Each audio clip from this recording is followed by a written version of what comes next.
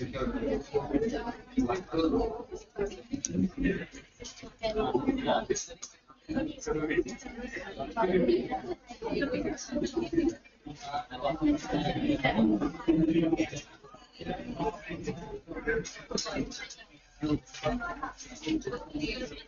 Concept है subsequent expenditures का।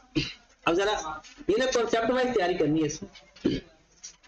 Subsequent expenditures पहली बात कहते हैं किसे, दो तरह के एक्सपेंडिचर्स होते हैं जो किसी भी नॉन करंट एसेट्स के ऊपर आते हैं। दो तरह के खर्चे जो कि नॉन करंट एसेट्स के ऊपर आते हैं।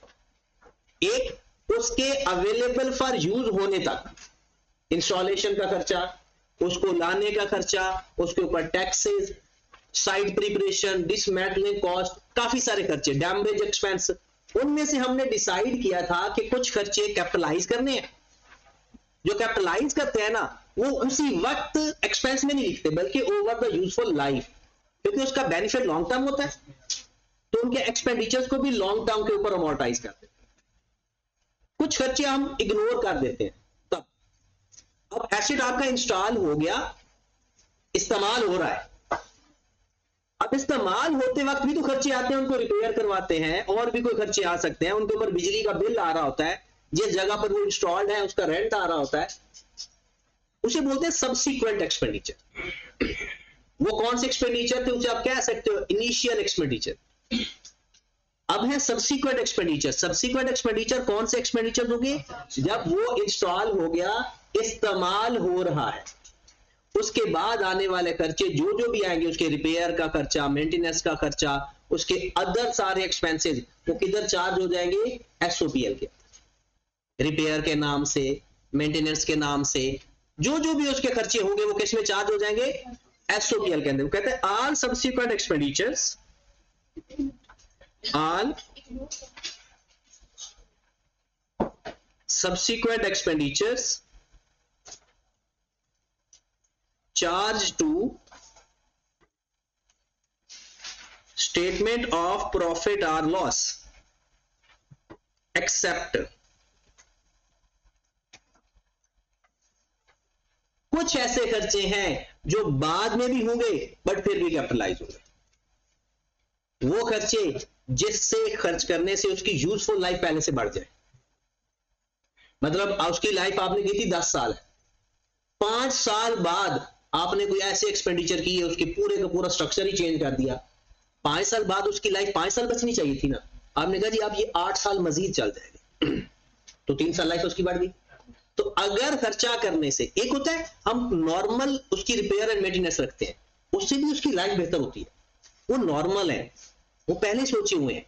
लेकिन कोई ऐसा सिग्निफिकेंट खर्चा करें जिससे उसकी लाइफ पहले से ज्यादा हो जाए, वो खर्चा फिर रेवेन्यू एक्सपेंडिचर नहीं होगा, वो भी क्या होगा, कैपिटल एक्सपेंडिचर। वो भी क्या करेंगे, एसेट की वैल्यू में ऐड कर देंगे।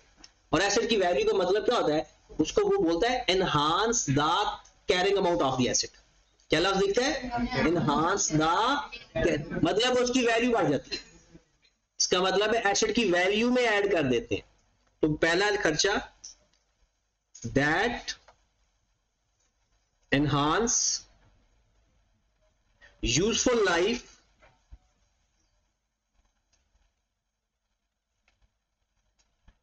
ऑफ एसेट, ऐसा खर्चा जिससे यूजफुल लाइफ पहले से बढ़ जाए।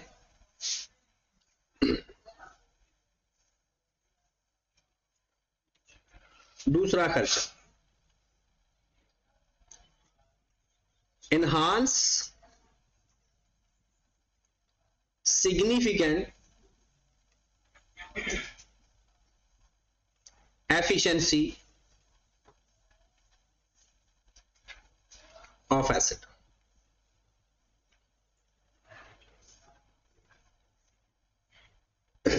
Significant efficiency. अच्छा, एफिशिएंसी का हमें कैसे पता, जैसे अगर हम नॉर्मल अपने एसेट को रिपेयर करवाते रहते हैं ना, तो उसकी एफिशिएंसी मेंटेन रहती है, बेहतर रहती है। लेकिन आपने ऐसा खर्चा किया कि उसकी एफिशिएंसी जो पहले एक्सपेक्टेड थी उससे ज्यादा हो गई। कैसे पता चलेगा कि वो कहता है कि नंबर 1, अगर आउटपुट पहले से ज्यादा हो जाए, अब आउटपुट से क्या मुराद है? यूनिट। पहले 1 घंटे में आपका एसेट 15 यूनिट बना रहा, आपने कोई खर्चा किया, उससे 20 यूनिट बनाने लग गए। अब क्या है, पहले पर आर आउटपुट ज्यादा होगी, या उससे हासिल होने वाला रेवेन्यू पहले से बढ़ जाए, आउटपुट बढ़ जाए, रेवेन्यू बढ़ जाए, या उसके ऊपर कॉस्ट पर यूनिट जो आ रही है वो कम हो जाए।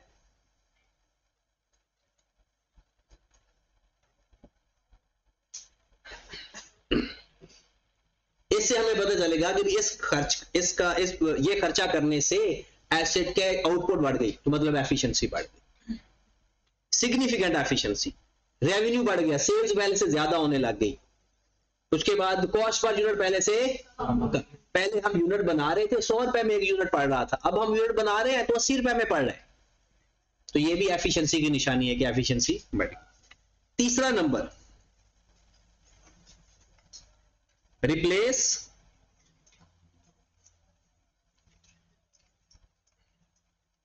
a significant part of asset. Replace a significant part. Significant part का मतलब क्या है? आपके पास गाड़ी है, आपने इंजन ही चेंज कर दी, अब चाहे उसकी लाइफ बढ़े या ना बढ़े, चाहे एफिशिएंसी बढ़े या ना बढ़े, क्योंकि आपने उसके मेन पार्ट चेंज कर रिप्लेस करवाया है, तो जो उसके मेन पार्ट के ऊपर खर्चा आएगा वो एसेट की कॉस्ट में ऐड हो जाएगा, और जो पुराना रिप्लेस करोगे वो उसको हम बोलते हैं डिस्पोजल, क्योंकि डिस्पोजल हमारे सिलेबस में नहीं है, तो आपके पेपर में सिर्फ ये सवाल आएगा कि भाई ये खर्चा किया है, बताओ कैपिटलाइज करना है या रेवेन्यू एक्सपेंडिचर में लिखा। तो 3 खर्चे सब्सिक्वेंट का मतलब क्या होता है? बाद में आने वाले खर्चे, वो 3, बाकी सारे के सारे खर्चे किधर जाएंगे? एसओपीएल के अंदर। एक्सपेक्ट करके दिखेंगे या बाद में? क्या नहीं, ये तो बाद में, पता ही बाद में चला है, ये तो एसेट इस्तेमाल हो रहा है, उसके दौरान ये काम हो रहा है कि आपने को खर्चा किया, उससे उसकी लाइफ बढ़ जाए, एफिशिएंसी बढ़ जाए, या कोई सिग्निफिकेंट पार्ट रिप्लेस किया हो, तो वो पैसे एसेट की कॉस्ट में ऐड, कैपिटलाइज कर देते हैं, ना कि उसको रेवेन्यू एक्सपेंडिचर में। ठीक होगी बात? क्योंकि इसकी जो कंजम्पशन है ना, ये कंजम्पशन लॉन्ग टर्म के लिए फायदा देती है। जो कंजम्पशन विद इन 1 ईयर के लिए फायदा दे ना उसी पीरियड में, तो रेवेन्यू एक्सपेंडिचर होता है। ठीक होगी बात? बस इतना ही है ये सब्सिक्वेंट एक्सपेंडिचर्स का कंसेप्ट। सारे सब्सिक्वेंट एक्सपेंडिचर एसओपीएल में लिखते हैं, सिवाय उनके जो लाइफ बढ़ा दें, एफिशिएंसी बढ़ा दें, या कोई सिग्निफिकेंट। पेपर में एक दफा बहुत खूबसूरत सवाल आ गया था कि सवाल के अंदर ये था कि भाई 40 मिलियन का एक पार्ट है वो रिप्लेस किया, ना उससे एफिशिएंसी बढ़ी है ना उससे लाइफ बढ़ी है, बताओ 40 मिलियन को एसओपीएल में लिखोगे या कैपिटलाइज करोगे? कैपिटलाइज करेंगे। लोग धोखा कहां पे खाया था उन्होंने, जब उसने कहा थी लाइफ ही नहीं बढ़ी। अब एक पेपर में सवाल आया कि कैपिटल एक्सपेंडिचर ना मोस्ट ऑफ द केसेस ज्यादा अमाउंट के होते हैं। जो कैपिटल एक्सपेंडिचर होते हैं ना, ऐसा जरूरी नहीं है, लेकिन मोस्टली क्या होता है, कैपिटल एक्सपेंडिचर ज्यादा होते हैं as compare to revenue expenditure. But not, must का लफ्ज नहीं है, मे का लफ्ज है। मस्ट का मतलब होता है हर हाल में। अगर आपका देखें एक एसेट है, उसका एक्सीडेंट हो गया, अब एक्सीडेंट वाले एसेट को दोबारा वर्किंग कंडीशन में लाने के लिए अच्छा खासा खर्चा आ जाता है, और वो खर्चा कैपिटलाइज नहीं करते, क्योंकि वो तो एसेट की वैल्यू कम करता है। एक्सीडेंट वाली गाड़ी चाहे ऑपरेटिंग कंडीशन में आ भी जाए ना, तो उसकी वैल्यू वो नहीं रहती। तो जरूरी नहीं है, बट मोस्टली ऐसा होता है। हम आईकैप की किताब से पहले इसको वेरीफाई कर लेते हैं। यहां पर आए जनाब, ये हिस्सा हमारा पढ़ने वाला रहता था, इसको पढ़ते हैं। और ये देखिए प्रैक्टिकल पेपर जो आता है ना, वो आईकैप अपनी लाइनों को चेंज करके दे देता है, मतलब वही बनता है, कोई लफ्ज चेंज कर देता है दरमियान में, तो पूरे लफ्ज का मतलब देखेंगे, ताकि आईकैप जब देगा तो हम ये नहीं कि 2 लफ्ज मैच हो रहे हैं तो जवाब लिख देंगे, नहीं, पूरी लाइन पढ़ेंगे। ये जिसका I2B का पेपर बहुत अच्छा होता है और पेपर फेल हो जाता है, वो पूरी लाइन गौर से नहीं पढ़ते। पूरी लाइन मत पढ़ेंगे ना तो उसका मतलब आपको सही वाला समझ लगे। और आपको पता है पेपर ज्यादातर क्यूएम का भी उन लोगों का फेल होता है जिनका प्रैक्टिकल पोर्शन ज्यादा है, क्योंकि वो किताब पढ़ के नहीं जाते, और किताब को प्रॉपर गौर से पढ़ के जाना प्रैक्टिकल पेपर आसान हो जाता है। लिखा हुआ है subsequent expenditure related to non current asset after their initial acquisition. Clear होगी ना बात? कहता है इनिशियल एक्विजिशन के बाद शुड बी कैपिटलाइज्ड। आप कहेंगे सर आपने तो कहा है ऑल एक्सपेंडिचर्स आर एसओपीएल, ये क्या कह रहा है? Should be capitalize. आगे देखें, added to cost of the asset if it meets the criteria of recognizing an asset. वो कहता है अगर क्राइटेरिया मीट करता है, कौन सा? एसेट वाला। अब एसेट वाला क्राइटेरिया कौन सा होता है? उसकी लाइफ बढ़ जाए या उसकी एफिशिएंसी। आगे देखते हैं, improvement are capitalized. Expenditure on a non current assets after acquisition treated as expenditure, capital expenditure when it represent an improvement. This is added to the cost of the original. ये लफ्ज improvement के दो मतलब है, life बढ़ जाना, efficiency बढ़, life बढ़ जाना और एफिशिएंसी बढ़ जाए। आगे इन प्रैक्टिस, अब ये दोनों मतलब दोनों को बाद में लिख रहे हैं। अब देखिए हमने तो जो पढ़ा था वो ओरिजिनल कॉन्सेप्ट था, ये आई कैप अपनी किताब से सवाल देगा। इसमें वो कैसे कह रहा है कि भाई हमने should be capitalised if meets the criteria of recognising the asset. फिर आगे वो कहता है कि कौन सा होता है रिकॉग्नाइजिंग द एसेट? जो उसकी जो नॉन करंट एसेट को इंप्रूव करे। एंड पे कह रहा है in practice this means that expenditure is capitalised if it improve the asset, for example enhancing it's performance या एक्सटेंडिंग इट्स। मतलब जो हमने पढ़ा उसने एक छोटी सी ब्रैकेट में लिख दिया। बात समझ रहे हो? अब इसी अंग्रेजी को वो चेंज करेगा और आपका सवाल बना देगा। आगे लिखते हैं, रिपेयर आर एक्सपेंस्ड। ये वो कौन से रिपेयर है? जो normal repair. Fitting and fixture हमारा नॉन करंट एसेट होता है। नहीं, रिपेयर होते हैं, जो उनको रिपेयर करवाने का खर्चा होता है ना, वो एसओपीएल के अंदर जाता है। मतलब ऐसा खर्चा जो उसकी एफिशिएंसी, परफॉर्मेंस बढ़ाए या उसकी लाइफ बढ़ाए, वो खर्चा कैपिटलाइज करेंगे। अगर ऐसा नहीं हो रहा तो वो किधर जाएंगे? एसओपीएल के। जी तो जाग रहे हो ना सारे? Expenditure on non current asset after acquisition is treated as revenue expenditure when it is incurred to make a repair. कहता है जब आपको लगे ना ये तो रिपेयर, नॉर्मल रूटीन की रिपेयर करवा रहे, तो वो किधर जाएगा? Revenue expenditure. This is recognized as an expense in the statement of comprehensive income. Statement of comprehensive income या स्टेटमेंट ऑफ प्रॉफिट और लॉस ऑलमोस्ट एक ही बात है, नॉट 100%, ऑलमोस्ट, छोटा सा फर्क है। साइज ऑफ एक्सपेंडिचर, अभी हमने जो बात की थी ना, जो कैपिटल एक्सपेंडिचर होते हैं ना वो नॉर्मली बड़े होते हैं और रेवेन्यू एक्सपेंडिचर नॉर्मली छोटे होते हैं। कैपिटल एक्सपेंडिचर जब कंज्यूम होते हैं तो वो एक उसी साल कंज्यूम हो जाते हैं या ओवर द लॉन्ग टर्म होते हैं, और revenue expenditure with in 1 year हो जाते हैं। अब यही बातें दो अगले पैराग्राफ में लिखी हुई है। Capital expenditure tend to involve larger monetary amounts than revenue expenditure. ये as it is line paper में आई हुई है। कहता बताओ ये स्टेटमेंट ट्रू है या फॉल्स है? एक में क्या लिखा हुआ था कि जी कैपिटल एक्सपेंडिचर बड़े होते हैं और एक में लिखा था कैपिटल एक्सपेंडिचर छोटे होते हैं। कहता बताओ दोनों टर्म ठीक है या एक टर्म ठीक है? आगे लिखा हुआ है, however certain quite large expenditure can still be classified as revenue expenditure। कहता है भाई कुछ बड़े बड़े खर्चे होंगे वो फिर भी रेवेन्यू एक्सपेंडिचर होंगे। जैसे मैंने कहा गाड़ी एक्सीडेंट हो गई, उसको रिपेयर करवाया, खर्चा तो बहुत बड़ा है, लेकिन फिर भी उसको कहां लिखना है? रेवेन्यू एक्सपेंडिचर, क्योंकि वो क्राइटेरिया नहीं पूरा कर रहा कैपिटलाइज करने वाला। वो कौन सा क्राइटेरिया है? लाइफ बढ़ जाए, परफॉर्मेंस बढ़ जाए या कोई सिग्निफिकेंट पार्ट। आगे देखते हैं, कहते हैं as long they are directly associated with the sales transactions are a period cost. कहते हैं वो खर्चे ना एक्विजिशन वाले नहीं होते, वो तो या तो सेल की ट्रांजैक्शन से रिलेट कर रहे होते हैं या फिर पीरियड कॉस्ट। पीरियड कॉस्ट कहते हैं जिस पीरियड में खर्चे हुए उसी पीरियड में रिकॉर्ड करना।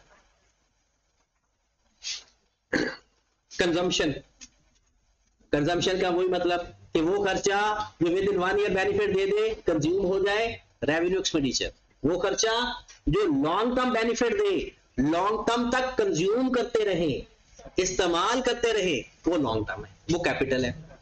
A capital expenditure is assumed to be consumed over the useful life of the related non-current asset। कहते हैं जो कैपिटल एक्सपेंडिचर है ना, वो कब तक बेनिफिट देता रहता है, इस्तेमाल होता रहता है, over the life of the asset. A revenue expenditure is assumed to be consumed within very short period of time। ये नजर आ रहा है ना यहाँ पर, ये आप अपनी बुक से भी साथ साथ रीड कर सकते हैं। Therefore capital expenditure are charge to expense. आप कहेंगे सर एक्सपेंस वाली क्या बात होगी, कैपिटल एक्सपेंडिचर को एक्सपेंस में लिखते होते हैं या कैपिटलाइज करते होते हैं? कैपिटलाइज करके फिर डेप्रिसिएशन के नाम से एक्सपेंस में लिखते रहते हैं हर साल, ओवर द ईयर, थोड़ा थोड़ा करके। अब ये थोड़े थोड़े को क्या बोल रहा है, capital expenditure are charge to expense gradually via depreciation या amortization over the long period of. ये बात समझ लगी? अली हसन इधर ही हो ना? Revenue expenditure are charge to the expense in the current period. कहता है कैपिटल एक्सपेंडिचर एक्सपेंस में कब लिखते हैं, over the life of the asset.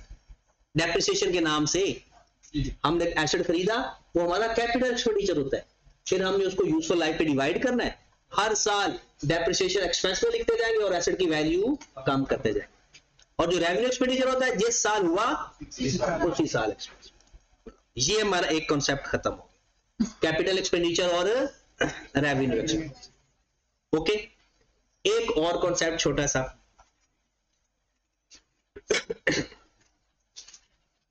ये ना आपको ना अगर जाके सुन लोगे ना तो आपको घर में जाकर ना कम मेहनत से जल्दी समझ लग जाएगी। अंग्रेजी जब तक समझ ना लगे ना तब तक आपसे याद नहीं होगी। फिर रट्टा है, आई कैप रट्टे वाले को कत्ल कर देता है। कैसे कत्ल करता है, आप रट्टा लगा के जाते हो, वो थोड़ा सा लफ्ज का मतलब चेंज कर देता है, टू की जगह बाय कर देना तो जमीन आसमान का फर्क होता है। लेकिन हमने वैसे ऐसे लिखा हुआ लफ्ज, पहली वैल्यू है 500, ठीक है, अब ये है समझ लो ब्रॉड डाउन है। अगर लिखा हुआ है ना इंक्रीज्ड बाय 200, बल्कि 200 की बजाय लिखते हैं 700, और अगर लफ्ज आ जाए इंक्रीज टू 700, ये 1200 है और ये 700 है। इंक्रीज बाय 700 का मतलब है 500 पहले है, आपका कैरी रोड 1200, और इंक्रीज टू का मतलब क्या होता है कि आपका ब्रॉड ऑन 500 है, कैरी डाउन 700 है। ठीक है, अब हमने पढ़ना होता है इंक्रीज बस, और आगे 700, दरमियान वाले दो लफ्ज को हम वैसे नहीं पढ़ते, तो जिसकी वजह से ये सवाल का सारा स्ट्रक्चर ही चेंज हो जाता। तो इसलिए इसको ना पूरे सवाल को ध्यान से पढ़ने की भी जरूरत है, और ज्यादा ध्यान से पढ़ना भी खतरा। 2 + 2 = 2। अब जो ज्यादा ध्यान वाले तो कहते हैं आई कैप ऐसा सवाल नहीं दे सकता, ये 4 नहीं हो सकता, बस वो कुछ और करके आते हैं।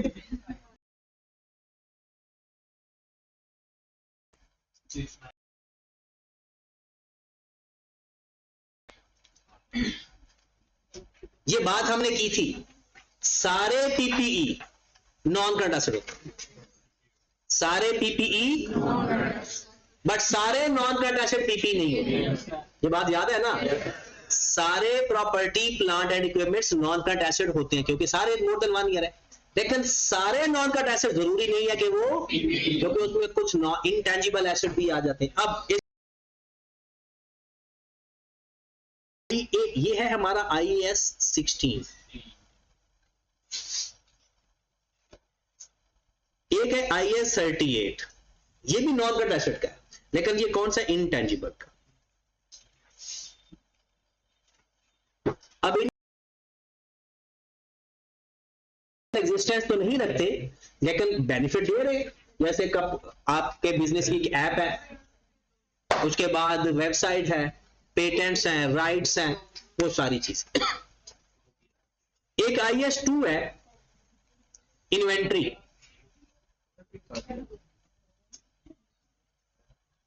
अब ये जो इन्वेंट्री है, ये एसेट हम इस्तेमाल करने नहीं रखते, बेचने के लिए रखते हैं। अगर एक एसेट आपने इस्तेमाल के लिए रखा हुआ है वो पीपीई है, एक एसेट आपने बेचने के लिए रखा हुआ है वो इन्वेंट्री। इनमें फर्क है, सबसे बड़ा जो फर्क होता है, जो पीपीई होता है ना, वो नॉर्मली अलग से बेनिफिट नहीं देता, वो बेनिफिट देने के लिए ना बाकी एसेट्स के साथ होता है। जैसे मैंने कहा था फर्नीचर है, अगर फर्नीचर ऑफिस में पड़ा हुआ है तो उसका आपको डायरेक्टली कोई बेनिफिट नजर नहीं आता, लेकिन अगर फर्नीचर ना हो तो आपके बिजनेस की गुडविल पे फर्क पड़ेगा। अब गुडविल पे फर्क पड़ेगा तो इसका मतलब ये हुआ कि आपके बिजनेस का रेवेन्यू कम हो जाए, तो इनडायरेक्टली वो फायदा दे रहा होता है। जितने भी पीपी है ना वो डायरेक्टली फायदा नहीं दे रहे होते। जैसे असल फायदा क्या है, ये पेन आप बनाकर बेचते हो तो फायदा तो ये पेन दे रहा है ना आपको। इस पेन के लिए आपने ऑफिस बनाया हुआ है, आपने यानी उस बिल्डिंग ऑफिस के अंदर, उसके अंदर furniture, fitting and fixture, furniture, उसके बाद गाड़ियां वगैरह आपने मुलाजमीन को दी हुई हैं, वो सारा किस मकसद के लिए? इसका रेवेन्यू कमाने के लिए। तो ये तो डायरेक्टली बेनिफिट दे रहा है, लेकिन जो पीपी होते हैं वो नॉर्मली डायरेक्टली बेनिफिट, बल्कि वो एसोसिएट होके with the connected of other assets, तब वो बेनिफिट दे रहे होते हैं। तो इसमें भी हमारी किताब के अंदर उसने थोड़ी सी एक्सप्लेनेशन दी हुई है। यहां पर देखिए, इनटेंजिबल नॉन करंट एसेट और टेंजिबल नॉन करंट एसेट। ये पेज नंबर है 190 पेज है, 192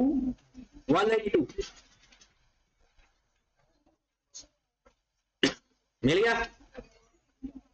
अब यहां पर देखिए, ये हम यहां तक पढ़ने लगे, मिल गया, ये पूरा पेज पढ़ के फ्री यानी इसको ओके करने लगे।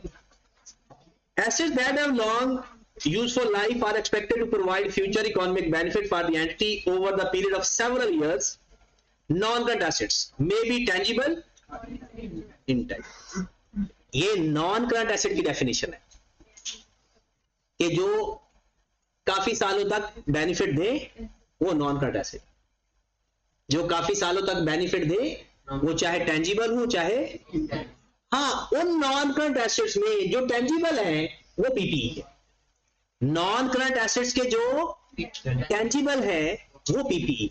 अब देख लें, वो कहते हैं इनटेंजिबल नॉन फिजिकल, कहते हैं do not have physical existence such as patents, rights, licence, software वगैरह। बस इतना ही काफी है, हमारा ये है main tangible non current asset. Tangible non-current assets that have physical existence, such as land, building, plant, equipment, these are often referred to the property, plant and, अब property, plant को इधर कहा, क्या कर रहे ये पीछे से बार-बार पूछी जा रही है, तो आप मुझसे पूछ रहे हैं। पेटेंट्स का मतलब ये जो राइट्स होते हैं ना, तो इधर जो राइट्स होते हैं, जैसे आपने, मैंने अक्सर एग्जांपल दी थी, पैनाडॉल टैबलेट है ना, ये कोई भी फार्मास्यूटिकल कंपनी बना सकती है, उसका नाम पैनाडॉल नहीं रख सकती। वजह, क्योंकि उन्होंने ये अपने नाम रजिस्टर्ड करवा लिया कि भाई पैनाडॉल और कोई बंदा इसका नाम नहीं रख सकता। हालांकि उस जैसी टैबलेट बना सकते हैं, और उसके अंदर जो फार्मूला इस्तेमाल हो रहा है उसको भी वो रजिस्टर्ड करवा लेते हैं कि इस फार्मूले से और किसी बंदे ने ये टैबलेट नहीं बनाई। अब अगर वो टैबलेट बनाएंगे तो थोड़ा बहुत रद्दो बदल करके बनाएंगे, नाम भी चेंज रखेंगे। जैसे पेप्सी है, अब पेप्सी को वो आप उसके देखें, नेक्स्ट कोला भी है, गोरमे भी है, सारा कुछ टेस्ट भी ऑलमोस्ट सेम डेवलप कर सकते हैं, लेकिन नाम पेप्सी नहीं रख सकते, क्योंकि वो अपने राइट्स को रजिस्टर्ड करवा लेते हैं, इंटेलेक्चुअल प्रॉपर्टी से कहते हैं। तो वो जब रजिस्टर्ड करवा लेते हैं तो वो उसके पेटेंट्स या राइट्स बन जाते हैं कि भाई कोई और बंदा इसका नाम यूज नहीं कर सकता, तो वो उसका एसेट बन जाता है, क्योंकि वो उस ब्रांड नेम, वो उसका एसेट। अब देखिए आईफोन है, अब आईफोन का एक वो जो साइन है वो एप्पल का साइन जो बना होता है, अब वो कोई और मोबाइल फोन वाला वो साइन इस्तेमाल नहीं कर सकता। क्यों? क्योंकि उन्होंने वो रजिस्टर्ड करवा लिया अपने नाम। हालांकि वो साइन बन भी सकता है, नाम भी आईफोन रखा जा सकता है, लेकिन रखने की परमिशन नहीं।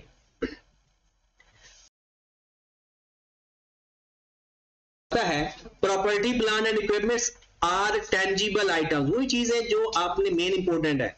Expected to be use more than one accounting period, किसके लिए? प्रोडक्शन, सप्लाइंग ऑफ गुड्स और services, rental to other administrative purpose. वही 4 पर्पस आ गए। उसके बाद वो कहता है कि जनाब मुझे थोड़ा सा नॉन करंट एसेट और इन्वेंट्री के बारे में बता। नॉन करंट एसेट वो एसेट है जो हमने इस्तेमाल करने हैं, और इन्वेंट्री वो है जिसको हमने बेचने के लिए रखा हुआ।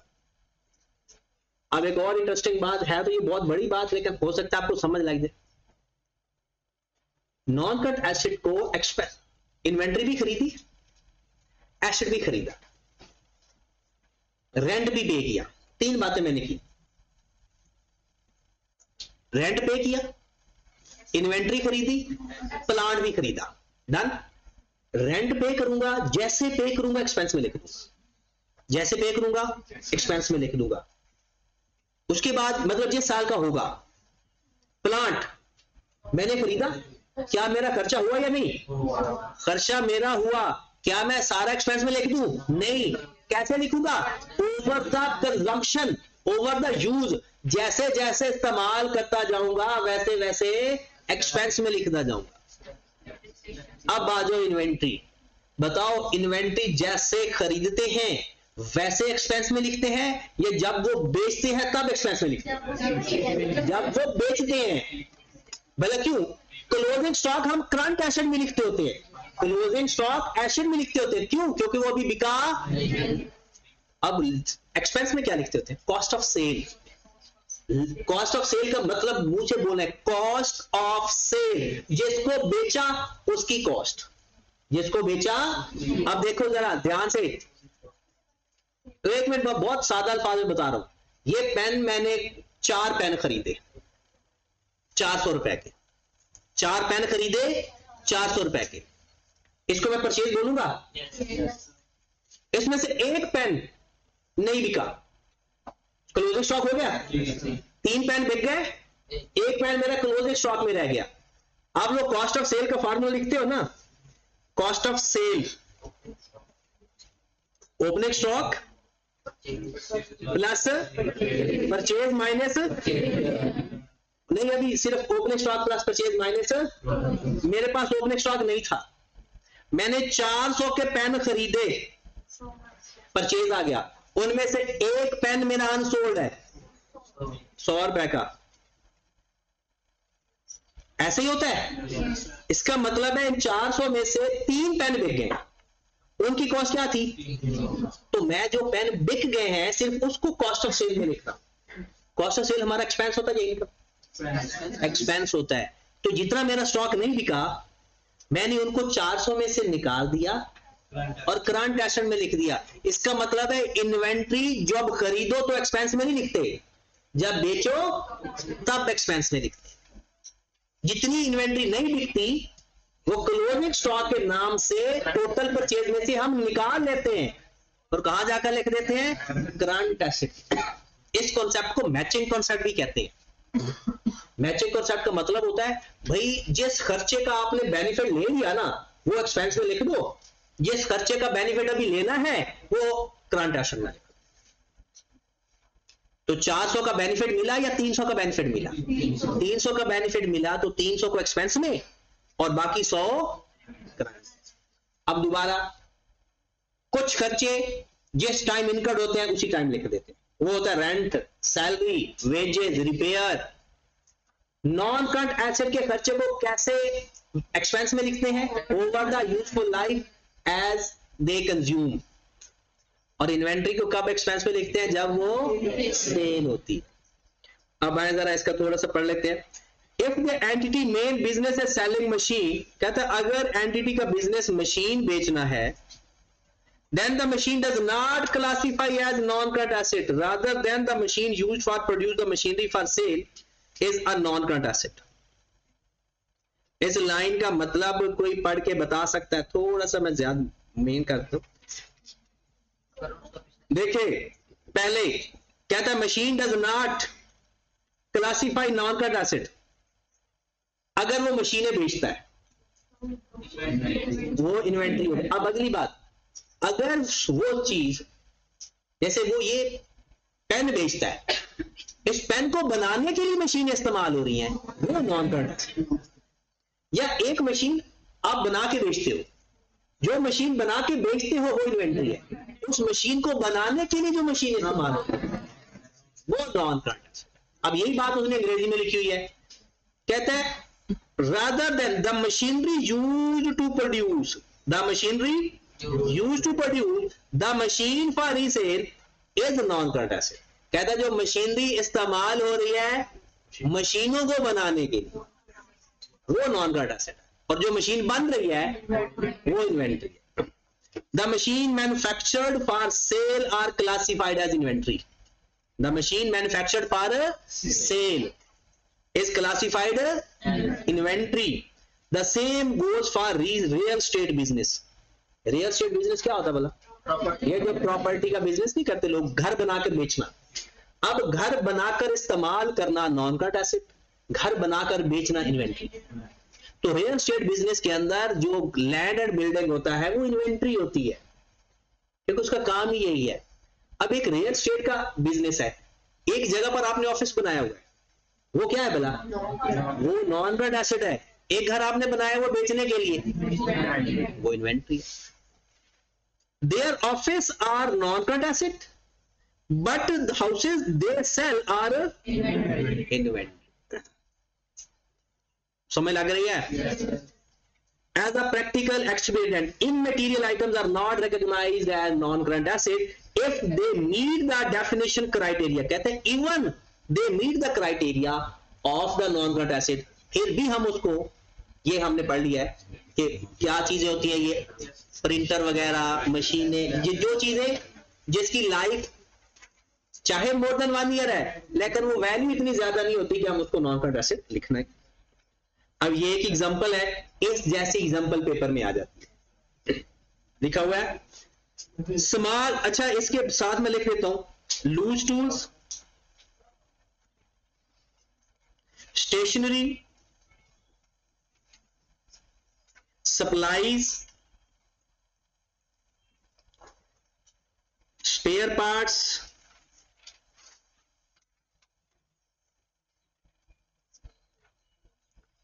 ये हमारे नॉन करंट एसेट नहीं होते। ये हमारे नॉन करंट एसेट क्योंकि ये मटेरियल नहीं होते, और स्पेयर पार्ट भी छोटे मोटे, खेल काबला, कोई नट वगैरह, यानी आपके प्लांट है या गाड़ियां हैं, अब उसमें थोड़ी बहुत, ये नहीं कि आपने टायर चेंज किए हैं और आपने कहा जी मटेरियल है। अब टायर मटेरियल थोड़ी होंगे, एक दफा अपनी गाड़ी के टायर चेंज तो करवा, पता चल जाएगा मटेरियल है या इमटेरियल है। टायर्स की बात नहीं हो रही, ऐसी कोई छोटे मोटे पार्ट रिप्लेस किए हैं उसकी बात हो रही है। कहते हैं small parts and spare parts. कहता है क्या ये नॉन करंट एसेट है? आंसर इज क्यों? क्योंकि ये stand by generator expected to be used for 7 years. Stand by generator कौन सा जनरेटर होता है? आपने कहा है कि भाई अगर बिजली चली जाए ना तो हमारा जनरेटर ऑन हो जाए, उसे बोलते हैं स्टैंड बाय जनरेटर। अब 7 साल तक आपने उसको इस्तेमाल करना है, क्या ये भी मटेरियल है? तो ये क्या होगा? Non current asset. Office building non current asset. Trademark ये पीपीई नहीं है, ये नॉन करंट एसेट है लेकिन पीपीई क्यों? क्योंकि ये इंटेंजिबल नॉन करंट एसेट है। फिर ऑफिस प्रिंटर, अच्छा वैसे इसने इसको इमटेरियल कहा है, हालांकि ऑफिस इक्विपमेंट में ये कवर हो जाता है, लेकिन अगर कोई बहुत बड़ा ऑफिस है आपका जिसमें इन चीजों को आपने कोई भाव नहीं देते, वैल्यू नहीं देते, वैसे भी प्रिंटर, एक अच्छा प्रिंटर 8-10 हजार में आ जाता है। और अगर आपकी करोड़ों की प्रॉपर्टी है, यानी बिल्डिंग की वैल्यू आपकी 10-15 करोड़ है, बिल्डिंग की वैल्यू 2-4 करोड़ है, तो फिर 10-15 हजार भी कोई मटेरियल अमाउंट नहीं। Plot of land for resale, ये इन्वेंट्री है, ये भी PPE. A factory building including building and machinery, ये भी नॉन का पीपी। अब bus for pick and drop off staff member, ये भी पीपी है, व्हीकल है हमारा। Generator given to an other entity for rent, rental to other, ये भी ठीक होगी बात। अच्छा, एक लास्ट हमारा कॉन्सेप्ट पढ़ने से पहले ना मैं कहता हूं कि जो अंग्रेजी इसके अंदर इस्तेमाल हुई है मैं वो ओके कर दूं। यहां से भी कभी को बाहर वो पेपर बना लेता है, लेकिन ये आप पढ़ चुके हैं क्योंकि ये समरी होती है, उस चैप्टर की समरी है। Non current asset used for more than 1 year accounting period. Acquisition, एक बात यहां पर लिखी हुई है कि उसकी लाइफ मोर देन 1 ईयर है। Acquisition and improvement cost are capitalized and other cost charge to expense, ये दूसरी बात लिखी हुई है कि जो इंप्रूवमेंट का ना जो डेफिनेशन पूरी कर रही थी इंप्रूवमेंट की। एक्विजिशन परचेज प्राइस, एक्विजिशन कहते हैं खरीदने वाला दिन, एक्विजिशन डेट। एक्विजिशन वैल्यू, किस वैल्यू पे खरीदी। Depreciation is an accounting method for allocating of the cost और tangible non asset over its useful life, ये मेथड ऑफ डेप्रिसिएशन की डेफिनेशन हो गई। Depreciation is represent how much asset value has been used up, कहते हैं depreciation का मतलब क्या है, ये लाइन बड़ी इंपॉर्टेंट है। डेप्रिसिएशन का मतलब क्या है, आपने एसेट कितना इस्तेमाल कर लिया है। Depreciation asset help entities measure financial performance by comparing revenue earned by utilizing an asset and expensing a portion of assets cost each other। कहता है डेप्रिसिएशन का मकसद क्या होता है कि भाई आपने उससे जितना फायदा हासिल कर लिया है ना उतनी कॉस्ट एक्सपेंस में लिख ली है डेप्रिसिएशन के नाम से। आपने उसको एक साल इस्तेमाल कर लिया, एक साल का फायदा हासिल कर लिया और एक साल की कॉस्ट जो बनती है उसके हिस्से में एक्सपेंस मिल गया डेप्रिसिएशन के नाम से। इस कॉन्सेप्ट को ही तो मैचिंग कॉन्सेप्ट कहते हैं। फिर वो कहता है जी 4 टाइप्स हैं डेप्रिसिएशन की, ये हमने चारों मेथड देख लिए। आखिरी बात, non current asset are presented in statement of financial position at cost less accumulated depreciation, ये हमें पता है, कॉस्ट माइनस अक्यूमुलेटेड डेप्रिसिएशन। फिर the accumulated depreciation is cumulative depreciation charge to the, कहता है क्यूमुलेटिव डेप्रिसिएशन वो होता है कि उस डेट तक सारी डेप्रिसिएशन, और ये क्या होती है, काउंटर एसेट। तो इसमें ये बातें 2-3 बहुत इंपॉर्टेंट है। ये जो चौथी बात है ये बहुत इंपॉर्टेंट है इसके अंदर, ये विच स्टेटमेंट इज ट्रू वाली स्टेटमेंट में आ सकती है। कोई और स्टेटमेंट उठाएगा, यहां से एक स्टेटमेंट उठाएगा और कहेगा बताओ कौन सी स्टेटमेंट ट्रू है। तो ये हमारा पेज रीड हो गया, इसकी भी रीडिंग हो गई, ये हम पहले पढ़ चुके हैं। जर्नल एंट्रीज होगी, इसकी रीडिंग हम कर चुके हैं। चलें जी लास्ट कॉन्सेप्ट पे आ जाएं।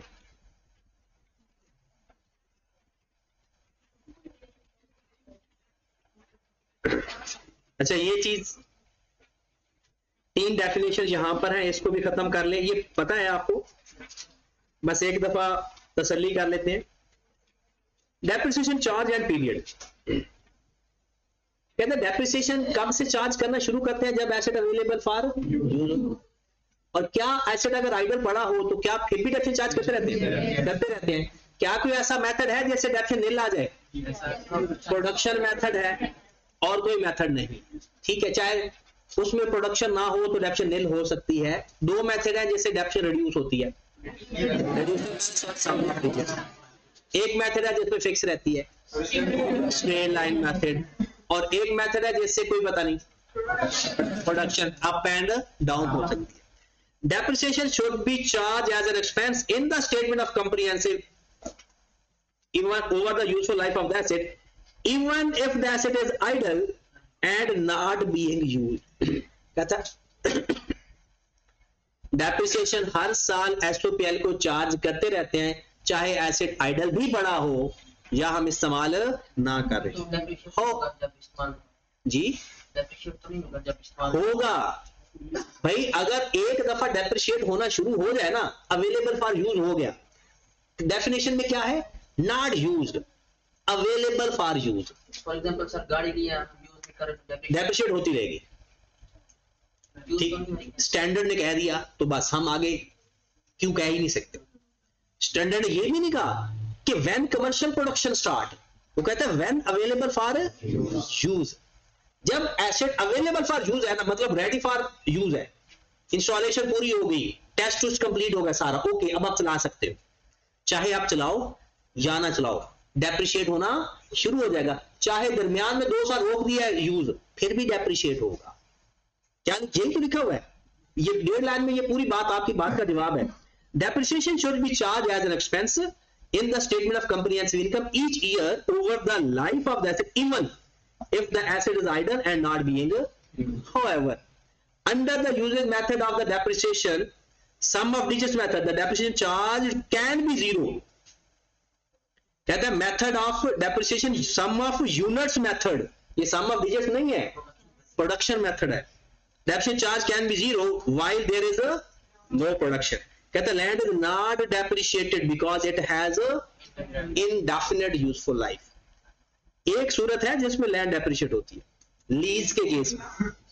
जब डेप्रिसिएशन लीज पे हो तो it can be depreciate, otherwise land depreciate क्या वजह है, क्योंकि उसकी लाइफ ही नहीं आइडेंटिफाई।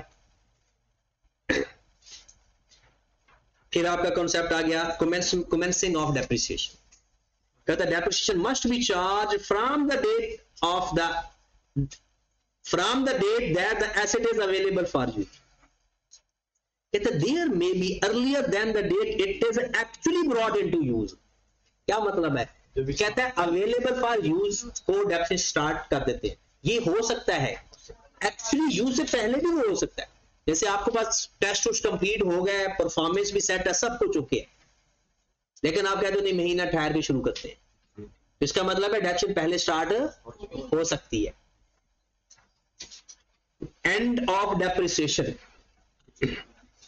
वह कहते हैं there is no depreciation charge when the asset is derecognised, यानी जब एसेट बेच दो या एसेट अपनी बुक से निकाल दो, खत्म कर दो। लास्ट कॉन्सेप्ट इस चैप्टर का, फिर आपके क्यूरीज पे आएंगे, और इसके बाद अब आपका एक काम है छोटा सा, और अगले आज मंडे का दिन है और जुमे तक आप लोगों ने 3 चैप्टर्स के कोई भी बात मुझसे पूछनी है क्लास में, पहले वो हम क्लियर करेंगे, फिर आगे जाएंगे, क्योंकि इसकी ना रिवीजन का टाइम हमारे पास नहीं होना, ये साथ साथ ही रिवीजन है हमारी। ये 3 चैप्टर मैं इसकी फाइनल असाइनमेंट भी मैं आपको दे देता हूं, आपने इसके एडिशनल क्वेश्चन भी करने हैं, और आपने इसके बुक रीडिंग करके सेल्फ टेस्ट तो आपने पहले ही कर चुके हो, ठीक है। बुक रीडिंग बहुत इंपॉर्टेंट है, प्लस जो मैं आपको लिखवाता हूँ, नोट्स बनवाता हूँ आपके, ये 2 चीजें बहुत इंपॉर्टेंट है। इसको समझ जाओगे तो आपका पेपर हो जाएगा, ठीक है। तो इंशाल्लाह फिर नेक्स्ट जैसे 3 चैप्टर करेंगे, तो मेरे 9 चैप्टर है हमारे, एक चैप्टर के अलावा, तो 3-3 चैप्टर का टारगेट बनाया। ये 3 चैप्टर हमारे करके फिर अगले 3 चैप्टर करेंगे, फिर दोबारा फर्स्ट 3 चैप्टर्स पे जाएंगे। तो आपका जो मिड मॉक होगा वो फिर एक मिड मॉक हो जाएगा फरवरी के अंदर, फरवरी के एंड पे, और एक फिर फाइनल मॉक हो जाएगा मार्च के अंदर आपके एग्जाम से पहले, ठीक है। तो मिड मॉक में मैं कोशिश करूंगा कि आपके 6 चैप्टर्स कर लें, यानी जो पहले फर्स्ट 3 और ये पहले 6, और उसकी ना मैं रिकॉर्डिंग आपको शेयर कर दूंगा पहले 3 चैप्टर्स की, फिर उसके बाद उसकी जो फाइनल असाइनमेंट है वो चाहे मैं साथ ही करवा दूं। चलें जी, अब हमारे पास लास्ट कॉन्सेप्ट आया है, इसे बोलते हैं चेंज इन एस्टिमेशन। इसमें से एक सवाल पेपर में आता होता है, भाई 2 नंबर अपने पक्के कर लो, इसमें से एक सवाल आता होता है।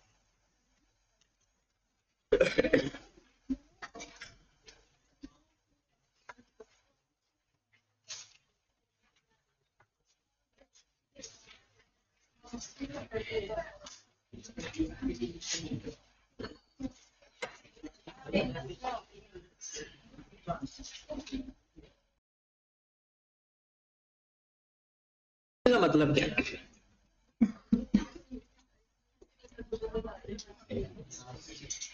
कोई बात नहीं,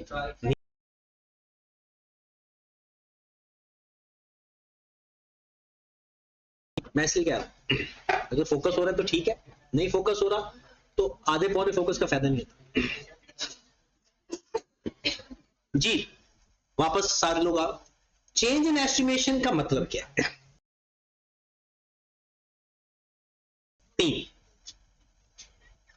स्टैंडर्ड कहता है कि जैसे ही साल खत्म हो, हर साल के एंड पे आप ये देखो कि जो आपने एस्टिमेट्स लगाए हुए हैं, अंदाजे लगाए, उन्हें रिव्यू करो। क्या अंदाजे लगाए हुए हैं? उसके लाइफ के बारे में आपने अंदाजा लगाया हुआ है कि जी 10 साल चलेगा। कहते हर साल के एंड पे आप रिवाइज करो, क्या आपका अंदाजा ठीक था? हो सकता है आपने गाड़ी खरीदी, आपने कहा जी ये गाड़ी मैं 10 साल चलाऊंगा।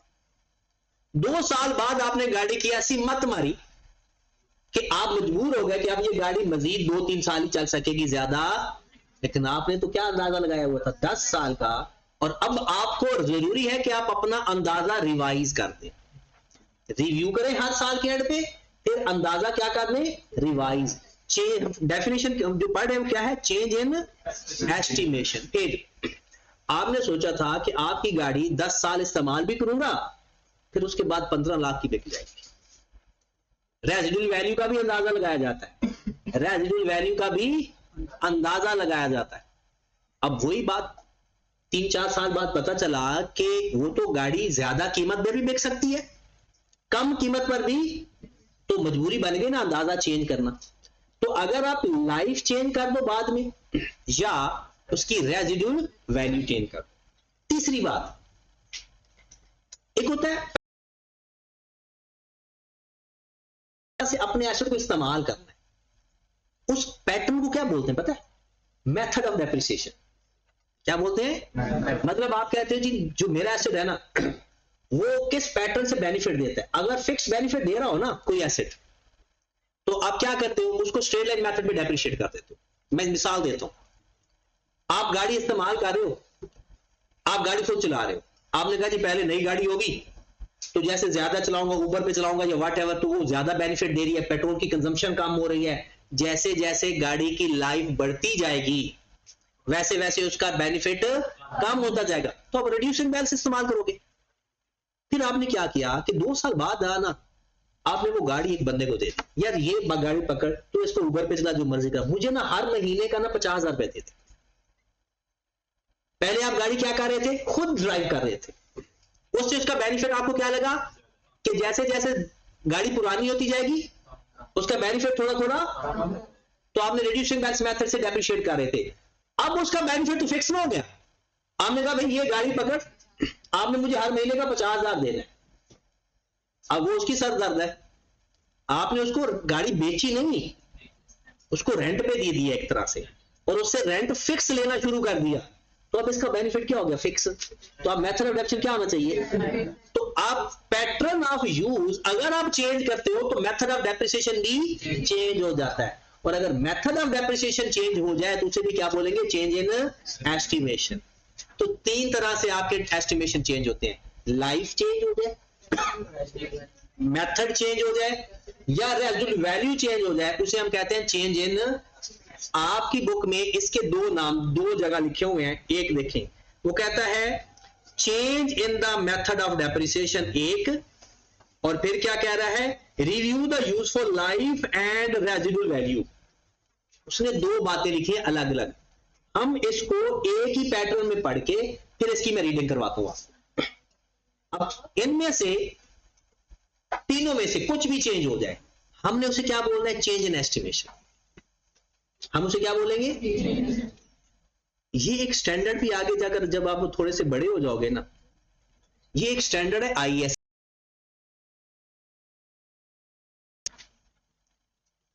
तो अभी पढ़ लोगे तो दोबारा पढ़ते हुए थोड़ी सी बेहतरी आएगी। अगर आप लोगों में से किसी को ये पता चल रहा है ना कि अकाउंटिंग में बहुत अच्छी समझ लग रही, नहीं, ठीक 1 साल बाद आपको पता चलेगा कि जो आपको पहले समझ लगी थी वो तो कुछ थी और असल चीज अकाउंटिंग में ये थी।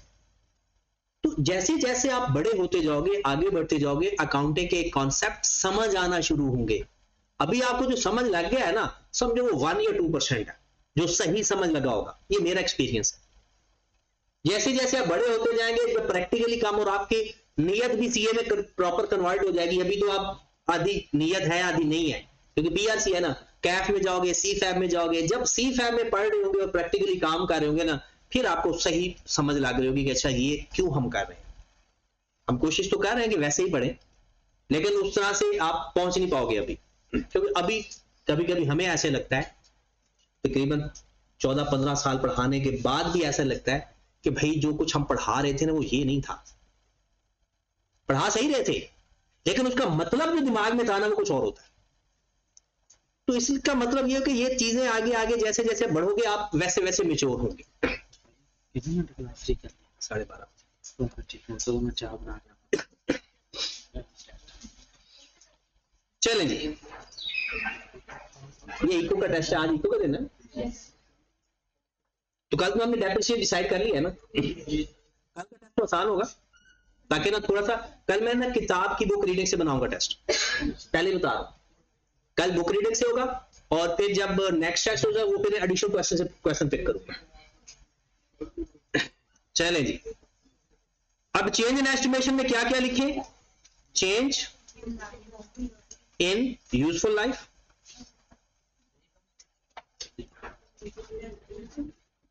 change in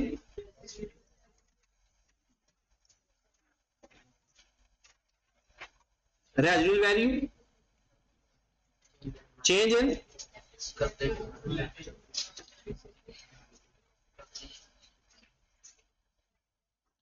pattern of use, और इसको कहते हैं method of depreciation.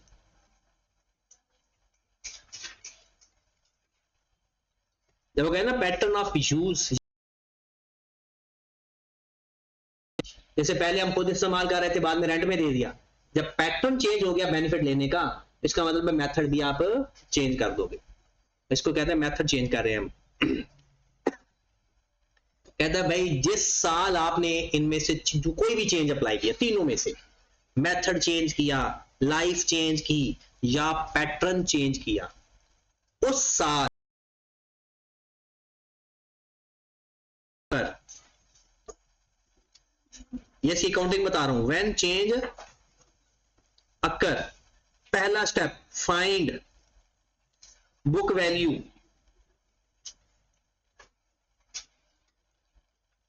Eight the end of last year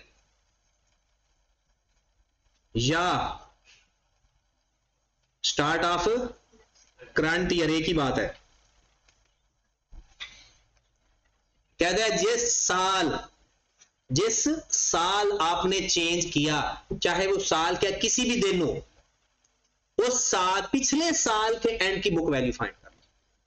और पिछले साल के एंड की बुक वैल्यू क्या होती है? पिछले साल का कैरी डाउन, अगले साल का।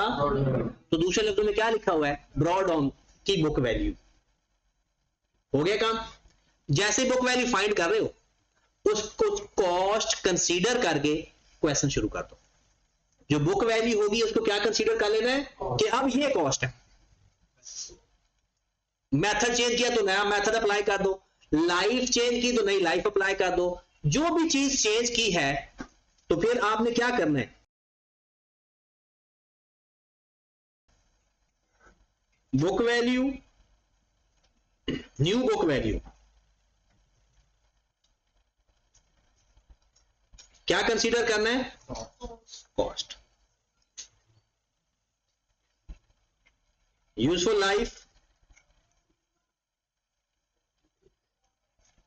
न्यू लाइफ या remaining life.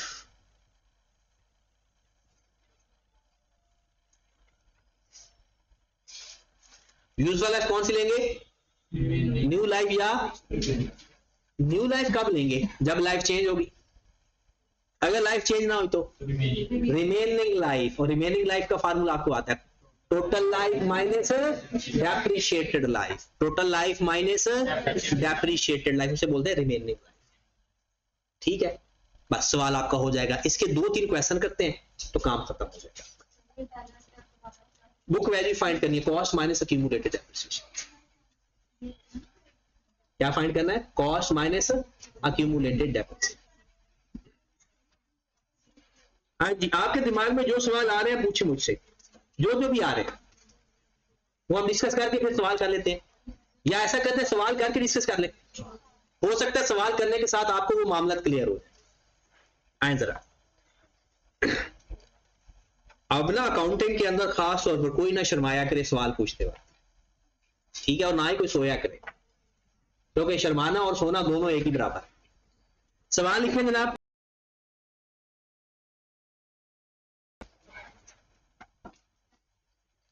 Purchased at 1/1/2021 for rupees 400,000 with residual value rupees 50,000. Useful life 8 years. During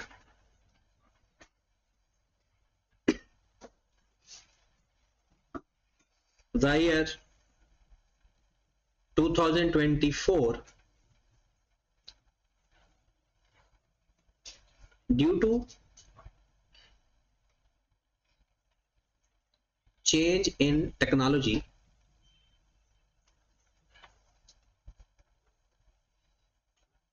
remain residual value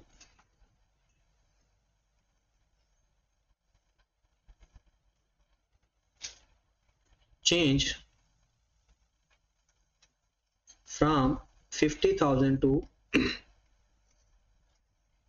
30,000.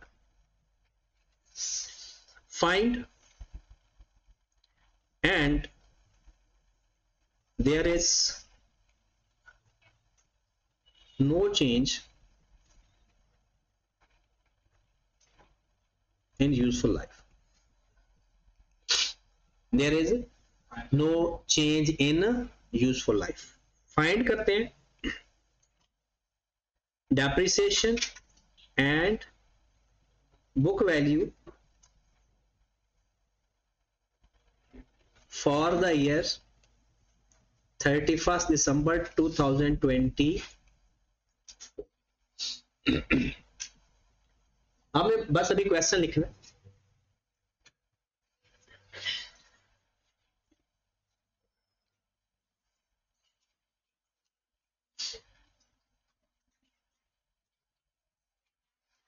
Asset purchase किया जनाब 1/1/2021 फॉर रुपीज 400,000, उसकी रेजिडुअल वैल्यू है 50,000, यूजफुल लाइफ है 8 साल।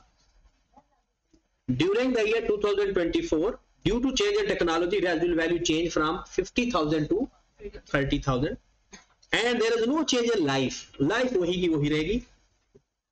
Find depreciation and book value for the 31st December 2020। अब सवाल क्या करना है, किस साल चेंज आ रहा है?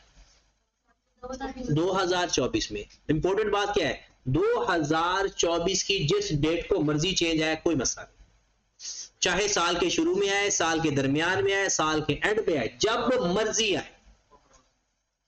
हमने क्या करना है, कॉन्सेप्ट क्या है, बुक वैल्यू फाइंड करनी है 2024 से पहले ही, मतलब दिसंबर 23 की या 1/1/24 दिसंबर 23 तक।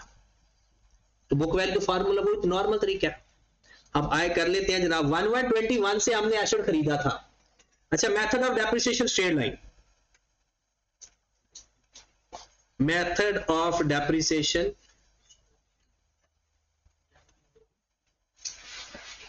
Straight line.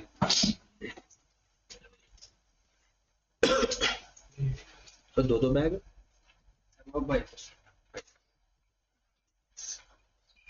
हाँ जी। क्वेश्चन क्या है जनाब हमारे पास, सबसे पहले ईयर 1/1/21 को आपने एसेट खरीदा था 4 लाख, ऐसा ही है। 31st दिसंबर 21 को जब हमने इसको डेप्रिशिएट किया तो कितनी डेप्रिशिएशन आई होगी, 4 लाख माइनस 50,000 डिवाइडेड बाय 8, कितना आ गया 43750। फिर दिसंबर 22 में भी हम साथ साथ बुक वैल्यू भी फाइंड करते जाते हैं कि जरूरत पड़ी जाती है। बुक वैल्यू बताएं कितनी है, 4 लाख में से 43750 माइनस 356। फिर दिसंबर 22 बताओ डेप्रिसिएशन में 4 लाख की दोबारा लूंगा या 356,250 में लूंगा? Value divide by useful life, फिर वही आ जाएगी 43,750। क्या बुक वैल्यू आ गई? 312500। फिर 31 दिसंबर 23 फिर डेप्थ फिक्स आएगी क्योंकि स्ट्रेट लाइन मेथड। 43,750 268 ये दो, पहला टारगेट कंप्लीट। लास्ट ईयर के एंड की बुक वैल्यू फाइंड करना, लास्ट ईयर के एंड की बुक वैल्यू फाइंड करना पहला स्टेप होता है। अब हमने 2024 की डेप्थ लेने हैं ना, तो नए हिसाब से लेंगे, नए तरीके से लेंगे। जिस साल चेंज आया उस साल सारा कुछ नया। डन। अब उसने कहा है कि भाई 2024 के साल की मुझे डेप्थ शीट भी फाइंड करके दें और उसकी बुक वैल्यू भी बताएं। तो मुझे बताएं सबसे पहला स्टेप क्या था? बुक वैल्यू फाइंड करना हो, ये हो चुकी है, ये बुक वैल्यू है ना। अब ये कॉस्ट है, अब ये कॉस्ट है। अब आपने 2024 की डेप्रिसिएशन लेनी है। अब 4 लाख कॉस्ट नहीं है, 268,750 माइनस, पहले कितना माइनस कर रहे थे? 50,000। अब कितना माइनस करेंगे? 30,000। पहले कर लेते 4 लाख माइनस 50,000, अब करेंगे माइनस 30,000 क्योंकि रेजिडुअल वैल्यू, अगर रेजिडुअल वैल्यू चेंज ना होती तो 50,000 ही माइनस करते। डिवाइडेड बाय लाइफ चेंज हो जाए तो न्यू लाइफ, लाइफ चेंज ना हो तो रिमेनिंग लाइफ, लाइफ चेंज हो जाए तो न्यू लाइफ, लाइफ चेंज ना हो तो रिमेनिंग लाइफ। उसने कहा there is no change in useful life, तो क्या लेंगे? अच्छा 3 साल तो गुजर चुके हैं, वो तो पुराने हिसाब में हो गया। अब लाइफ कितनी रह गई? 5 साल। लाइफ चेंज हो जाती तो कौन सी लाइफ लेते? New life. वो कहता जी रिमेनिंग लाइफ 10 साल है, 15, 50, जितना भी कहता वही लेते। ये आ गई डेप्रिसिएशन 2024 की 477। अब ये कॉस्ट, ये उसकी डेप्रिसिएशन को माइनस करेंगे तो हमारे पास बुक वैल्यू आ जाएगी 2024। हाँ जी 2024, 3 साल गुजरे हैं ना, 8 साल टोटल लाइफ थी। 2221 ये बुक वैल्यू और ये डेप्रिसिएशन।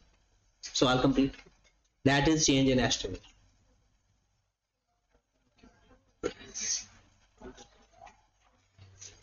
पता चला चेंज इन एस्टिमेशन में पहला स्टेप बुक वैल्यू, कब तक? साल के स्टार्ट तक या एंड ऑफ द लास्ट। फिर जब अपने साल में आना है उसको समझ लो वो कॉस्ट है, और जो चेंज अप्लाई किया है ना उसने, वो चेंज अप्लाई कर, मेथड खुद बताएगा कि वो यहाँ पे सब कुछ बताएगा। सब कुछ जो हमने अप्लाई करना है ना, अब वो लाइफ चेंज किया तो लाइफ बताएगा, मेथड चेंज किया मेथड बताएगा, रेजुअल वैल्यू चेंज किया रेजुअल वैल्यू बताएगा, न्यू लाइफ बताएगा।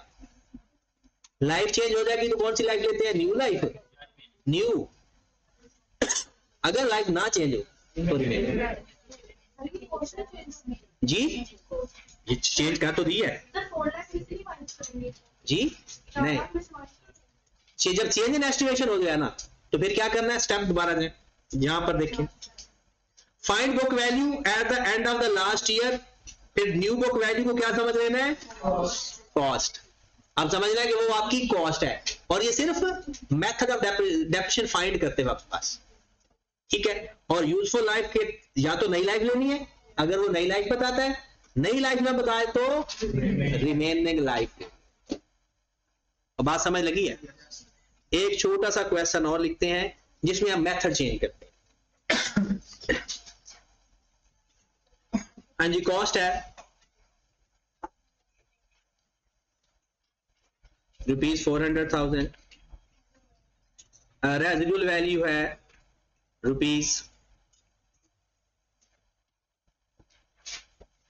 ₹50,000,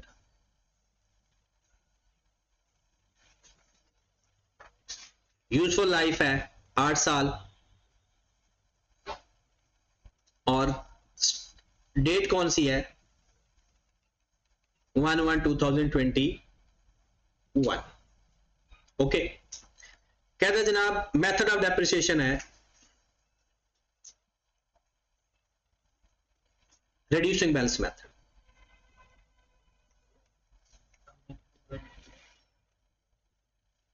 मेथड ऑफ डेप्रिसिएशन क्या है? Reducing balance method. फिर कहते हैं during 24 change in method of depreciation,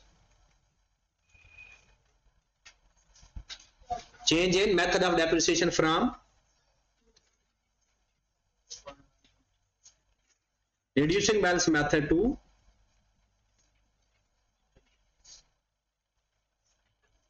straight line method. Find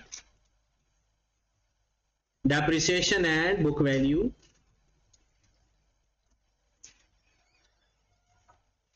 in 2020 31 दिसंबर 24। हाँ जी, चेंज इन एस्टिमेशन है। अगर चेंज इन एस्टिमेशन है तो स्टेप उसके 3 ही है। पहला स्टेप बुक वैल्यू फाइंड करो लास्ट ईयर के एंड तक, फिर उसको समझ लो वो कॉस्ट है, और जो लाइफ है अगर लाइफ चेंज हो जाए तो न्यू लाइफ लेनी है, वरना रिमेनिंग। अच्छा, पहले reducing balance method. Reducing balance method में तो रेट होना जरूरी है, यहां तो रेट है ही नहीं, तो क्या रेट फाइंड हो सकता है? तो कर लो फाइंड, रेट फाइंड कर लो।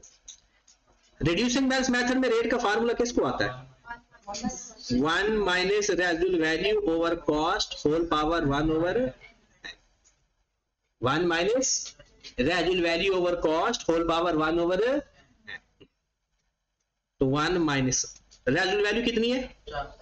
50,000 divided by 4 lakh whole power 1 over 8। चले जी, अपने कैलकुलेटर में पुट करें और आंसर दिखाएं।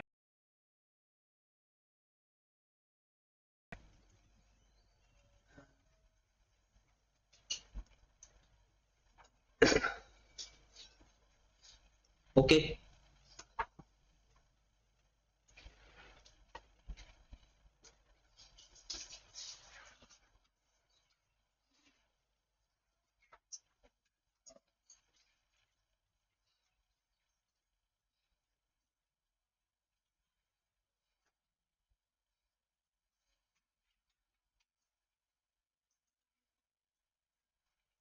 अब काम क्या करना है हमने? ये रेट फाइंड करना तो हमारी मजबूरी थी। सबसे पहले क्या फाइंड करना है? बुक वैल्यू, और उस बुक वैल्यू को क्या समझना है? कॉस्ट। पहले हमारा ईयर 1 है, दिसंबर 21, कितने की वैल्यू थी? ईयर 1 की डेप्रिसिएशन 1/1/21 को 4 लाख। ईयर 1 की डेप्रिसिएशन मल्टीप्लाइड बाय 0.2288। क्या इसमें से भी रेजिडुअल वैल्यू माइनस करेंगे? रिड्यूसिंग बैलेंस मेथड में रेजिडुअल वैल्यू माइनस नहीं करते होते, तो करें जरा 0.2288 9152। हाँ जी, बताया बुक वैल्यू 308,4। अब 22.88% किसका लेंगे? कॉस्ट का या बुक वैल्यू का? बुक वैल्यू का। दिसंबर 22 मल्टीप्लाई पे 0.2288। हाँ जी, बताया जरा डेप्थ दूसरे साल की कितनी है? 70580। गुड, फिर माइनस करें जरा 2379 7899 7899। फिर आ जाते हैं दिसंबर 23 मल्टीप्लाइड बाय 0.2288 544 31। 2024 के एंड तक हमने ये डेप्रिसिएशन लेनी था। 24 के एंड तक नहीं, 23 के एंड तक, पिछ लास्ट ईयर का एंड। 24 के स्टार्ट था। हाँ, एक ही बात होती है। कितना? फिर डेप्रिसिएशन में 2-4 रुपए का फर्क है तो कुछ नहीं होता। 1834 6 7 ये तो 8 नहीं आ रहा, अगर 1 लिखेंगे 0.53 चलो 6 7 ही कर ले। 7 8 3 4 1 8 3 4 1 4 8 1 8 3 4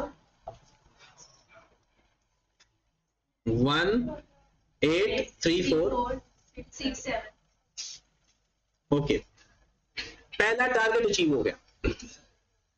पहला टारगेट बुक वैल्यू फाइंड होगी कब तक की, लास्ट ईयर के एंड तक। अब ये समझो कॉस्ट है, ठीक है। इससे आगे क्या जाना है, स्ट्रेट लाइन मेथड के साथ। स्ट्रेट लाइन मेथड का फॉर्मूला तो cost minus residual value divided by life. तो कर लेते हैं जनाब। अब दिसंबर 24 में हमारा मेथड चेंज हो गया। कॉस्ट कौन सी होगी, 4 लाख या 183,467 माइनस क्या रेसिडुअल वैल्यू चेंज हुई, अगर चेंज होती तो नहीं लेते, अगर चेंज नहीं हुई तो पुरानी, डिवाइडेड बाय 8 साल लाइफ थी, लाइफ चेंज की या नहीं, लाइफ के बारे में कुछ नहीं बताया, जो रिमेनिंग लाइफ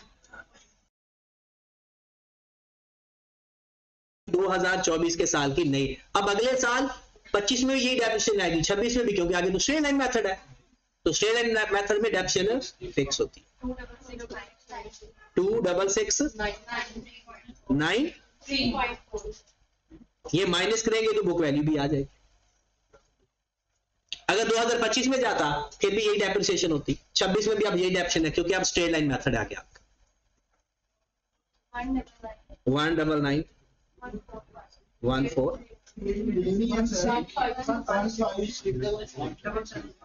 1 77। हाँ जी, तो ये आपका चेंज इन एस्टिमेशन था।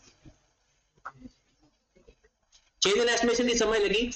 काम क्या करना होता है जनाब, सबसे पहले बुक वैल्यू फाइंड करो लास्ट ईयर के एंड तक, उसके ऊपर जो चेंज कहता है ना, बस समझना क्या है, बुक वैल्यू को कॉस्ट, अगर वो चेंज, जो चीजें चेंज है वो न्यू लेनी है, और जो चेंज नहीं है वो पुरानी लेनी है। बस लाइफ रिमेनिंग लेते होते हैं, लाइफ कभी पुरानी नहीं लेते। अच्छा, ये एक नजर पढ़ ले, ये क्वेश्चन आप, अब क्वेश्चन क्या हुई, अब आपने बुक की बेसिक एग्जांपल ना सारी कर रहे, बेसिक एग्जांपल्स, और आपका शायद 41 43 क्वेश्चन आपका ना हुआ हो, वो चेंज इन मेथड वाले थे, अब वो भी कर ले। एक 34 क्वेश्चन का कहा गया, वो हम देख लेते हैं। Useful life and residual value should be reviewed at the end of each reporting period. कब रिव्यू करते रहते हैं, हर साल के एंड पे।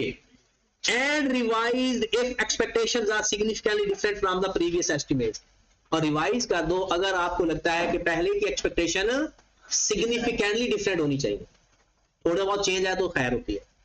The carrying amount of the asset at the date of revision less any residual value. कहता है देखिए कैरिंग अमाउंट, कैरिंग अमाउंट किसको कहते हैं,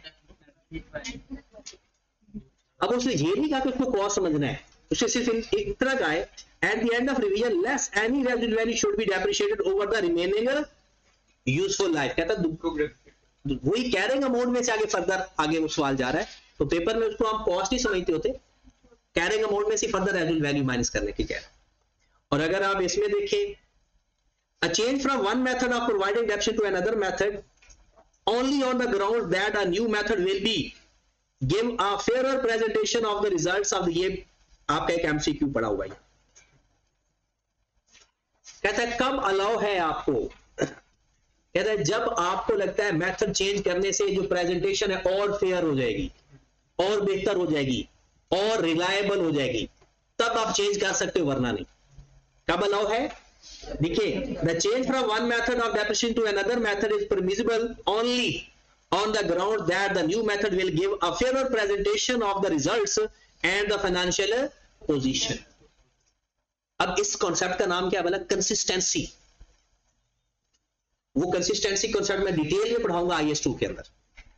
वो कहता है कि कंसिस्टेंसी का मतलब क्या होता है कि आप मेथड चेंज ना करो, मेथड चेंज, यहां पर क्या लिखते हैं, ओनली, कब चेंज कर सकते हैं, जब आपको पता है चेंज करने से प्रेजेंटेशन पहले से ज्यादा फेयर हो जाएगी, ज्यादा रिलायबल हो जाएगी, ज्यादा रेलिवेंट हो जाएगी, फिर चेंज कर सकते हो, वरना the carrying amount should be return of over the remaining life. Carrying amount should be return remaining, carrying amount मतलब उसको कॉस्ट समझ लो, उसको remaining life commencing for in which the change is made. ठीक है, तो जनाब ये चैप्टर आपका कंप्लीट हो गया। बस एक सवाल मुझे करवाने दें, 34 MCQs।